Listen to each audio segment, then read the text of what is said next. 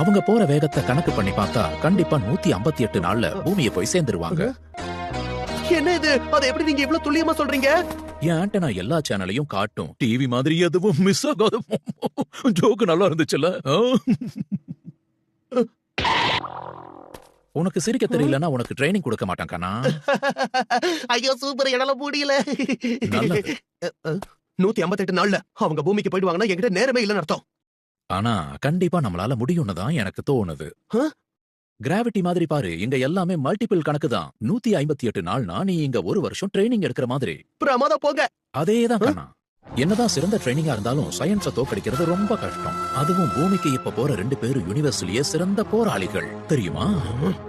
அவங்கள தோக்கடிக்கணும்னா அவங்க என்ன விட பவர்ஃபுல்லா இருக்கணும். எது? என்ன விளையாடுறீங்களா நீங்க? இந்த முறை நான் விளையாடல. ஆனா அவங்கள தோக்கடிக்கணும்னா இங்கிருந்து போறதுக்குள்ள உன்னோட பவரை பார்த்து நானே மெய் சிலிர்த்து போனாதான் அது நடக்கும்.